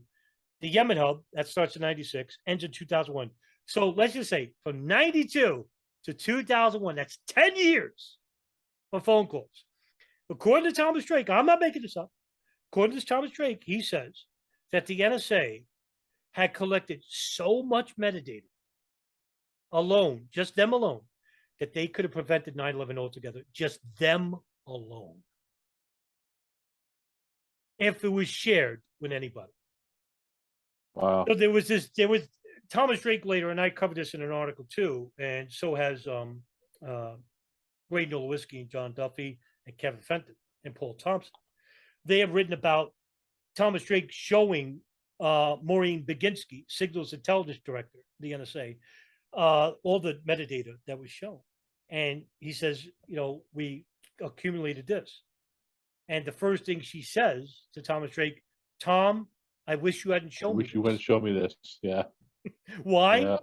They no longer have plausible deniability. Plausible deniability. Yeah. Exactly right. So now the thing is, what was said? Now the NSA made an excuse, said, we didn't have the manpower to describe the data. Bullshit. Because they heard about the fucking Malaysian summit meeting on the phone. They heard about them leaving the United States because they were listening to Hazmi's cell phone. They were listening to the phone calls of al-Mihdhar. I think he placed 6 of those in the inside the United States. All this. And there's a question the question I would have then is, you know, I'd be curious to know where the source of a lack of manpower comes from. In other words, if it's real, right, there should be some paperwork, you know, to back that up, or sure, showing that there's like no funding for it, or sure, showing there was requests, showing emails making a request of more manpower to transcribe this, to have it be denied, or, you know, there's got to be something showing that that was a problem. Otherwise, why the hell would you spend 10 years doing monitoring, conducting a monitoring operation, and then not transcribing the data? Right. Makes no sense. No, it doesn't. And you know, it really is something else, because if it was a problem before, like you said, and this is a great point, I'm glad you raised this. If it was a problem before, why didn't it raise it then? Right. Okay. You have 10 years. 10 years to get 10 this years, out. right? In 10 years. 10 years. But no, it wasn't a problem before, because it would have been brought up even years ago. It would have been brought up. Now that's the problem. Now, for those who are saying, well, how do you know Thomas Drake really said this? Let me play the clip of where Thomas Drake actually said this. Let's just listen. Okay. We had failed the country. We had failed to keep Americans out of harm's way. However, that was not the case with much of the leadership. The leadership was really in denial. I would hear the following phrase, which I think one person in particular probably had regrets ever saying more publicly, that 9/11 was a gift to NSA. Wow. A gift. It was really an interesting bifurcation. A very secret organization, knowing that we were part of a systemic failure called 9/11. I will also tell you 9/11 could have been prevented. One of the things that's not well publicly known is that part of my whistleblowing involved being called as a material witness in the short months after 9/11 for 2 9/11 congressional investigations, in which I gave highly classified information, operational intelligence, information that NSA had never shared, or information it did not know it had that was never shared, that if it had been shared and properly acted upon, probably would have stopped 9/11 alone, separate from any other intelligence agency or department. So, I mean, and that's just the NSA, Ed. Mm-hmm. And then you have the Defense Intelligence Agency, that's Able Danger, and they collected. So you got the failure of the NSA, failure of the FBI, failure of the CIA, failure of Congress, failure of everybody, all the way down the line. While at the same time, they all knew this was all going on. So what do you think? Do you think it was an actual legitimate failure, or do you think it was there was something else more nefarious? And that's how conspiracies live, right? Yeah. Now you can understand. Like now, I have I can understand why. It is a legitimate question. Yes, it is. Based on what we know. How do you fail to that degree? I think it's too. Is it too nebulous? It can't be like. There's a great quote by John Judd, the late John Judd, who basically said, "I don't like to be called a conspiracy theorist, because if you're calling me a conspiracy theorist, I'm going to call you a coincidence theorist." So, in other words, this is a long list of coincidences that just happen to be all at once. No, and you know, if you ask my opinion, I And think how many coincidences do you have to have before it's a conspiracy? Something of this magnitude, no less, right? I mean, just Exactly. Jesus Christ. Exactly. And and this is coming just an opinion. Like, I think very few people were in the know, like down to the last detail. And you know who I think knew intimate details? The very people that were deported. That would be the Israelis and the Saudis, who were up front and close with these operatives in the country. We could talk about the NSA, the CIA, the FBI, what they knew, what they didn't know. But these guys were running their own operations, and they weren't sharing information with the CIA. That's right. Okay? They were all deported on visa violations. And why is this huge? I spoke about this before. This is huge because the first crime these people committed wasn't a federal crime, an immigration crime. And what happens when immigration crimes then? You get deported. You get investigated by the United States. Unless you're coming through the south, the Mexican border. Then you get a bus ticket to Washington D.C. and Chicago. Well, that's a different subject altogether. Okay, point well taken, Ed. Point well taken. Well, that's how it's happened today. Back then, no. Right, but nevertheless, these guys go back to Saudi Arabia and Israel and can't be investigated. Right. Okay, and so it shuts off any chance of being able to pull them in with subpoenas, right, and conduct a real thorough investigation, exactly, with actual real suspects, because we let them out of the country. Exactly, we let them go. And that brings up the bigger question, like, why are we helping them? That goes back to foreign policy and goes back to what we share with Israel and the United States and Saudi Arabia, and those relationships that go back, to the Woodrow Wilson days and Roosevelt. And how quickly did it happen after 9/11? Interestingly enough, this is a very good question, by the way, because it happened in less than 2 to 3 months. So, in other words, everybody knows about the urban moving systems. They got arrested. Right. They're celebrating the attacks in North Tower. They try to leave the city. There's an all points bulletin about the truck, and they go to East Turnpike. And one cop, Scott DiCarlo, and his partner, Sergeant Dennis Ravelli, they see the truck, but the numbers match on these plates, except for a letter. They call back and say, "Hey, listen, okay, yeah, this is the guys." They stop the truck, pull them out. The big statement: "We're not your problem. The Palestinians are your problem." Strange comment like that. Right. Makes no sense why they would say it. Okay, they get detained. They're arrested on immigration charges. Right? They get detained, but they're questioned by the FBI because on their possession is a map, and highlighted on the map is Doric Towers, where they're celebrating, World Trade Center, and that was it. It was highlighted, and through that they found also passports out of the country to South America in like 2 days time, and they also found I think $6,500 in a sock or something like that. Strange place to put it. Yeah. I think you put it in a bank where when I'm getting robbed. Right. But there's nothing in the truck. The truck is empty, no furniture, whatnot. Right. That's not strange in itself because they could probably say they're finished with a job and whatnot. Nevertheless, they're detained 71 days, and the FBI writes a report. Now that report is publicly available. It's redacted, but there's a part in it where the question is, what is the reasoning for the detainee of these 5 high fivers? They called them the high fivers. And so there is a page and a half totally redacted. Now, a simple no and say, well, no, these guys are not big suspects, wouldn't take up much time. Right. Okay? Wouldn't take up much space. Yeah, I have the FOIA request of all the files on that whole situation. Oh, do you? With all the redaction, yeah. And now there's also the East Rutherford report, and that's partly redacted too. Nevertheless, there's some interest in these guys. They know more than what they're saying, obviously. Yes. Obviously. Nevertheless, 71 days, pressure from 2 unnamed New York senators. We don't know who they are. Tell Alan Dershowitz, who's acting as a mediator, of course, scumbag. And the pressure comes from, of all people, Dov Zakheim, who was a comptroller, United States, dual Israeli citizen.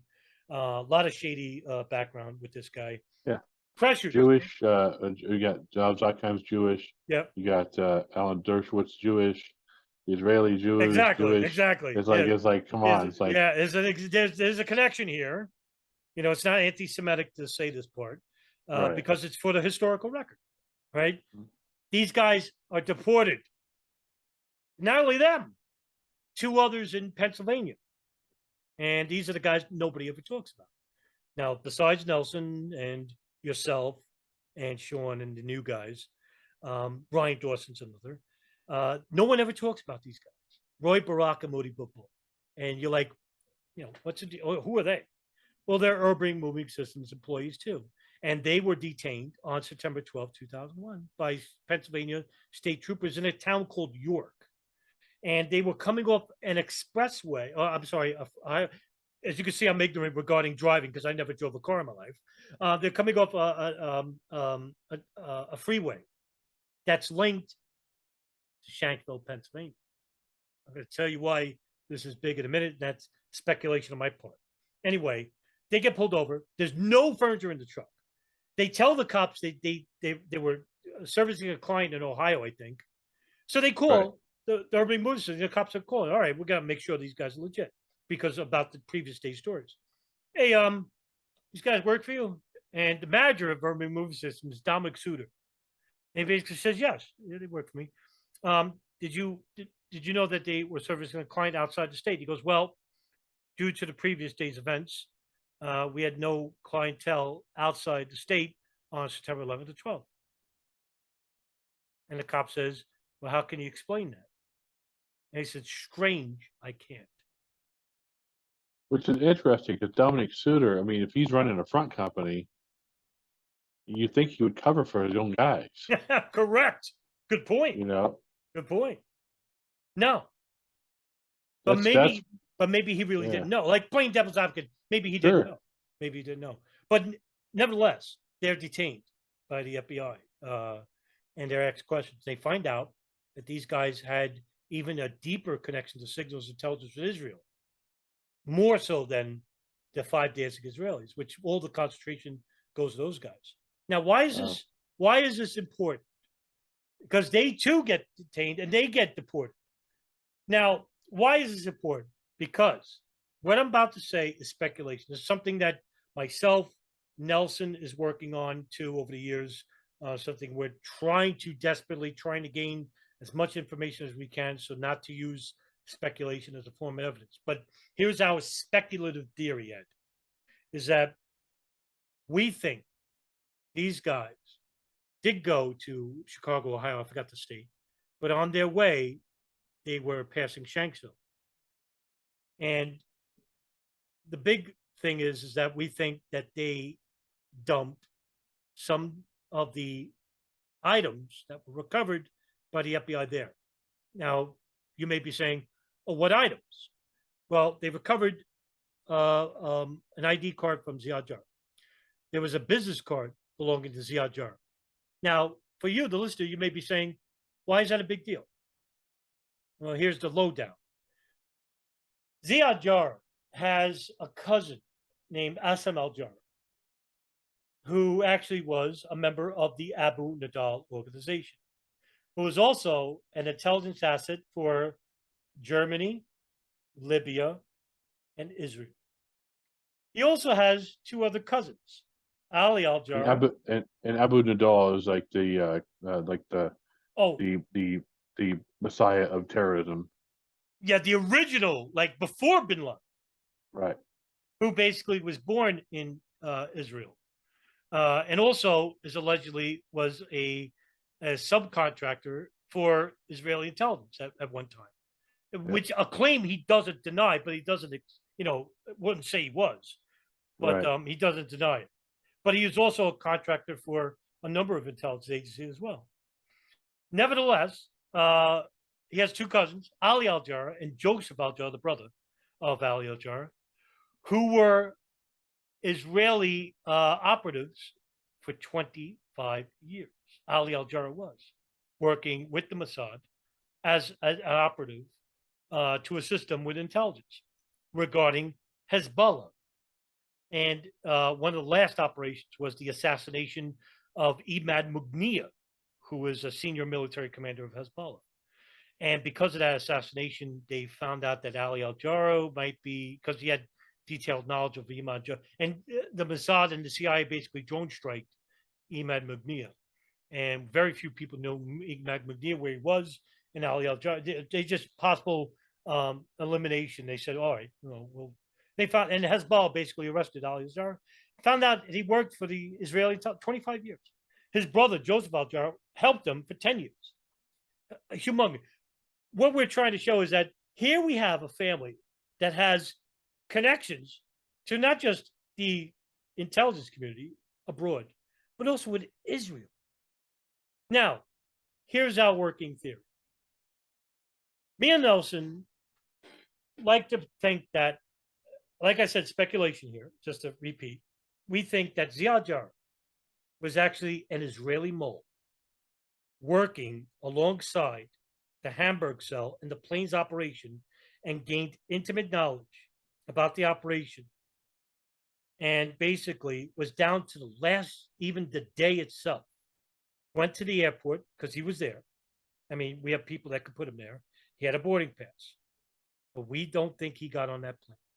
Now, you may say, wow, you're making a remarkable statement here. And it is a remarkable statement. And there's very little evidence to show this. But hear me out. If you listen to the phone calls of Flight 93, something that unfortunately, Ed, the Truth Movement thinks are fake. Right. There are 6 phone calls, 2 from flight attendants, 4 from passengers, that basically say, hey, we're being hijacked, and it's 3 guys. Ed, what does the FBI and 9/11 Commission say? How many hijackers are on Flight 93? So they were saying there was like 4, if I'm Yes, right. that's right. Ziad Jarrah is the pilot, and the muscle hijackers are Saeed al-Ghamdi, Ahmed al-Nami, and Ahmed al-Hasnawi. Okay? Right. 3. 2 flight attendants, 4 passengers. And 3 of those, of the 6, say all 3 guys are dark-skinned males. Now, I propose you listeners out there, Google Ziad Jarrah. He's as white as the driven snow, this guy. Now, also at the same time, Ziad Jarrah, before he meets the members of the Hamburg cell, anybody else, he goes to Germany, he lives alone. Allegedly, he meets these members of the Hamburg cell. He lives alone. He comes to the United States. You think he'd be, with Mohammed Atta? No, he lives alone. And even worse, in 2 days prior to the events, when he meets the muscle hijackers, they come to the United States, he rents a room at the Days Inn Motel in New Jersey, 1 for him and 1 for them. Now, Ed, does that make any sense? Well, if he is truly a mole conducting an operation, and he's embedded himself in the cell, then he's going to try and distance himself to some degree to decrease the likelihood of him being found out about. Right. So being able to keep that distance to some degree will help it'll help prevent suspicion. That's correct. Right. That's what I'm alluding to too. Right. Mm-hmm. You would want some separation, because if you're actually using the phone to contact maybe a handler, because he does call somebody, and he does make calls to an individual in Germany. I didn't mention this before, but his name is Marcel K. That's all we know. He's an imam. He has connections with Hamas and the United States, but there's a lot of mystery behind this guy. And he even calls him like on very pressuring things. And he calls him, I think, 3 days or 2 days before 9/11 even happens. And basically no one talks about this guy. Very few people, very few. Anyway, if you want to call like somebody, an operative, say, hey, listen, we're still going down, stuff like that, you would want some separation, like you said before. Now, like I said, please take this with a huge block of salt, because this is all speculation. And he very well could be on the plane. Now, the only thing I don't disagree with him being not on the plane is that there is audio on the plane, and it's his voice saying, please sit down, there's a bomb on board, so please sit. Now, the Flight 93 crashes in Shanghai. It's the only plane where the cockpit voice recorder and the flight data recorder survives it. And this is huge. And basically, it was played, the recording, the only time ever the recording is played for the victims' families. And it played during the Moussaoui trial. Zacharias Moussaoui, the alleged 20th hijacker, at his trial in 2006. The families heard it in a separate room. They heard it. And what they heard was basically the guy being outside the door, whoever it was, killed. And there's two people in the cockpit. Now, the transcript is publicly available. And you can read the transcript. And at no point in the transcript is the name Ziad ever mentioned. Right. Saeed is mentioned. And there is a muscle hijacker, Saeed al-Ghamdi. Now, in the transcript, at the lower end, just before they crash, somebody who's sitting next to him said, Saeed, up, down, meaning the plane, because at this point, the passenger is trying to get in, using the food. Right. Okay. None of these planes ever had the passengers fight. Now, I think at one time, we had a conversation once where I was reading the FBI interviews of the phone calls of the people that were made on these planes. And also, incidentally enough, on Flight 93, it was the only plane where the hijackers told the passengers their intentions, that they were going to hijack, they'll crash the plane. Right. Now, you would think that that would be the last thing you would do to cause not a ruckus to come back, because in Flight 11, Atta says we're going back to the airport. Okay, yeah, because in other words, we don't want you to fight back. Right. That was the case with 93. Well, didn't one of the flights or the phone calls that went through, didn't they say to the passenger that they flew planes in the World Trade Center? Yes, that's I'm glad you brought this up. Yes. And that was also a, you know. Right. Now, also too, I'm so, because you just reminded me. The hijackers of Flight 93 are telling Flight 9 to the passengers, make phone calls to your loved ones because you're going to die. So it's almost like, hey, listen, you have no choice but to fight back. Right. Which is, why would you say that in the first place? Meaning, you know, I don't understand. Like, you could play it like a lot, but that's how I got with it. Like, why would you invite resistance if your mission is to, you know, crash a plane and kill people? Right. So yeah, there's a whole lot that doesn't make sense here.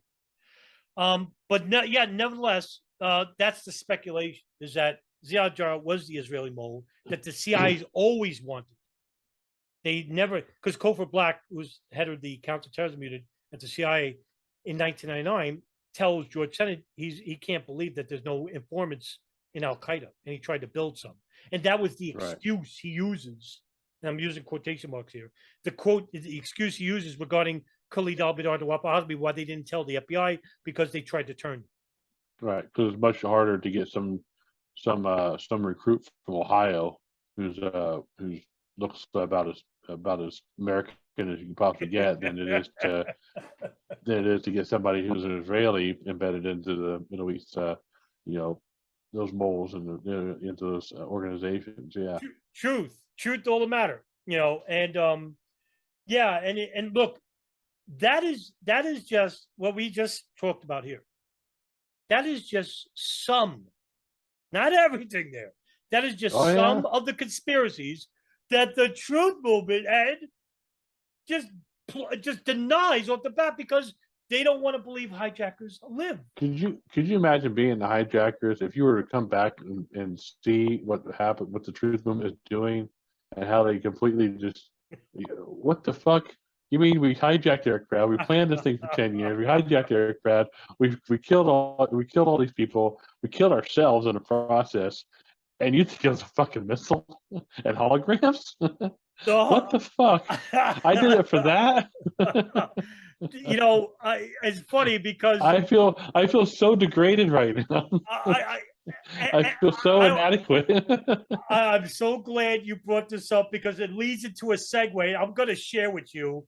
And you know, I think you've seen this before. And for those who, you know, because this is not visual format, audio format, the best Onion article. The best Well, Onion episode. which passes as real news today, by the way. Yeah, by the way, that's right. But just listen to this.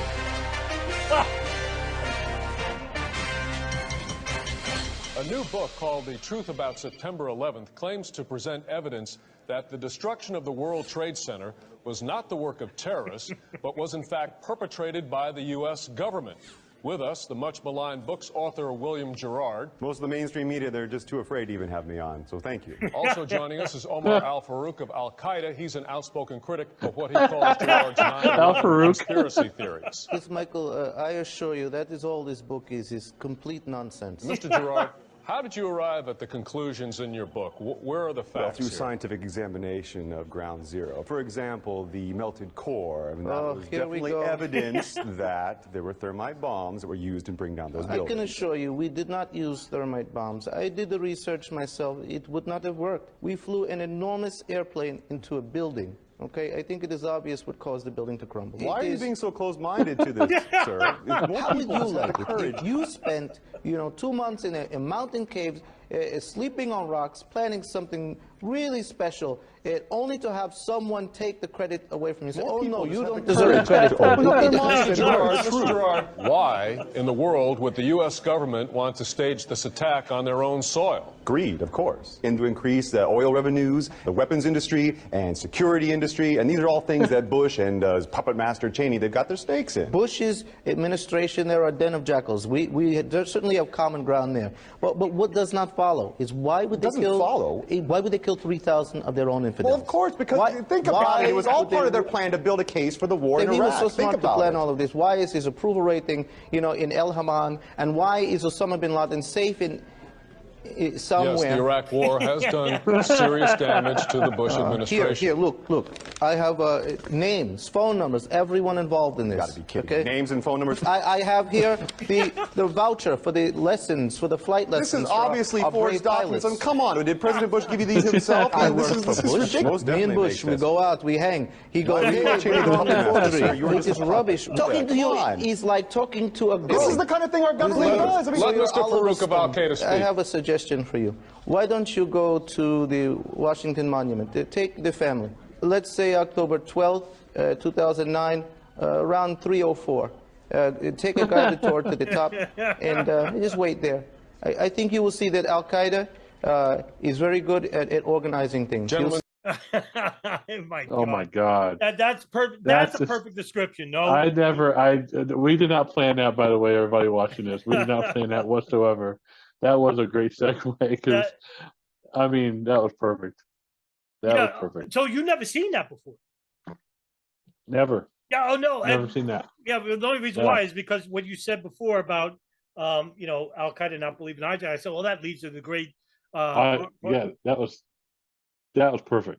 I think that's it, but at the same time, man, it's criminal almost. Oh, like it's ridiculous. Yeah, I mean, it's like you take away all the credit from the real hijackers, and feeling all like inadequate and right. All that planning for nothing. It's like they still don't believe we did it. But now, all right, now this leads to a bigger, wider question. All right, CIA, NSA, FBI, Israeli, Saudi intelligence, if they really held back information and allowed these attacks to happen, for what for? All right, what for? Now it leads into the bigger conspiracy of all, and that is foreign policy. Our foreign policy with the Middle East, foreign policy guidelines of the 80s and 90s that come to fruition, not exactly, not precisely, but generally came to fruition. And that is... You had the end of the Cold War. No, you're right. We had to replace it. Yeah. Right. And that is religious fundamentalism, which is not a description of Islam as a whole. So who benefits, right? Well, obviously, the military-industrial complex from this perpetual state of war. Israel, because of the preconceived enemies of the Arab world, and Saudi Arabia, who has a religious war with countries like Lebanon, Syria, Iran. And basically what this did for, in terms of hegemony in the region, well, it destroyed it forever. And what happened? Well, after 9/11, who did we invade? Did we invade Saudi Arabia? No. Iraq. Iraq, Afghanistan. Yeah. yeah. And then later, under the Obama administration, hope and change, by the way, Syria and Libya. Syria. Yep. Right. The only country we didn't go to war with was Iran, which is a much more formidable country. Nevertheless, all this, even after all this information that we were talking about today in this episode,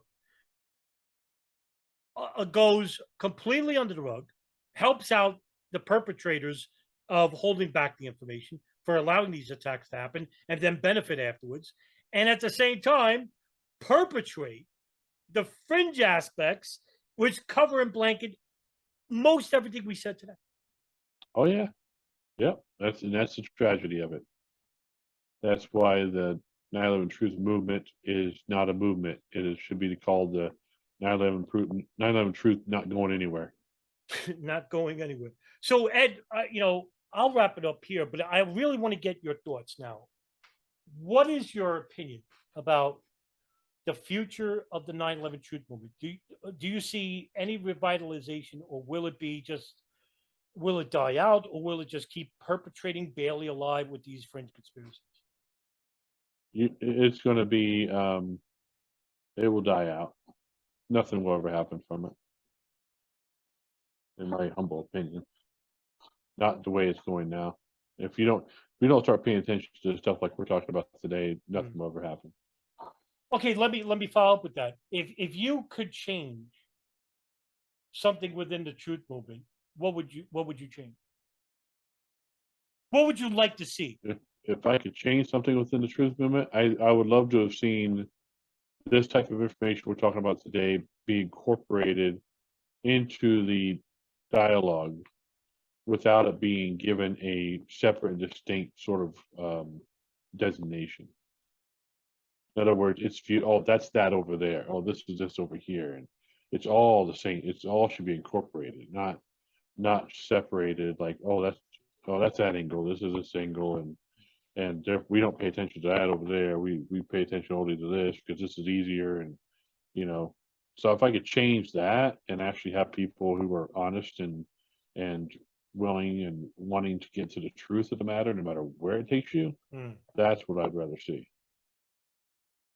I want to see a movement that isn't afraid to tackle complex and difficult issues, and especially when it comes to geopolitics. I share that commonality with you, and I would like to see a concentrated effort on the geopolitical aspects of 9/11, because I think that aspect of 9/11 is so horribly maligned by the worst fringe theories. And whether you want to say that was on purpose or not, it's a matter of debate and argument. But one thing is for certain is that the anomalies that we shared with you today has basically gone unnoticed or unacknowledged by the one movement you think would basically try to uncover the truth, and that's the 9/11 Truth Movement. And originally, the Truth Movement wasn't impaired by fringe conspiracies. They actually, they didn't even call themselves a movement. They were the Jersey Widows. Right. And because of them, they forced the government to create the 9/11 Commission and the Joint Inquiry. Yeah. But ever since then, it just devolved right into fringe aspects, ridiculous, irrational theories. Now, like I said, whether that was manufactured or not, I could probably somewhat agree. But I think ignorance too plays a huge part. And also, you bring up something that I didn't take into effect, and then you persuaded me later on, was that intellectual laziness. That people don't want to do the work and study. And I would, think that that wasn't the case, but unfortunately, I think you're right. Maybe I would like to see at least one of the main players. Well, not any one of them, but one of the main players, like Richard Gage, for example. I would love to see him actually tackle the geopolitics head on and actually make it part of his criteria, make it part of his presentation. Learn it. Yeah, and he has a big voice. He has a big, he's known. So it's like, but he doesn't. He just caters to his known audience, and that's the problem. Right, and this is something that you have constantly brought up to him, and you've actually talked with him. And I know that you once tried to get me on his show, and he said no, and basically that he has on like these guests or that repeat the these ridiculous theories and whatnot.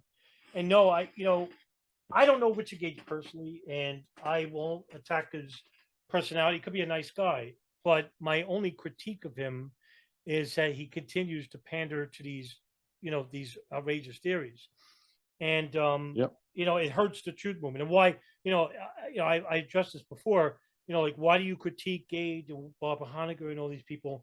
And it's not because I'm pretentious asshole. All right, I'm doing it because the stuff that they're sharing is actually hurting the truth movement, not helping them. Exactly.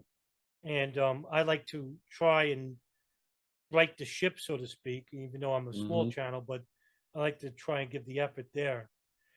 But Ed, this is a great discussion tonight. Yeah, man, it was more fun. of a laid back. Yeah, listen, I love having these discussions where it's more of like, just not a constructed discussion and conversation. I think we should have them more often. But thank you very much for coming on tonight, Ed. I really appreciate you coming on. Oh, thanks, man. Appreciate it. Anytime. And I'll see you guys after the anniversary. Thank you very much for tuning in. Adam Fitzgerald at the Darkened Hour.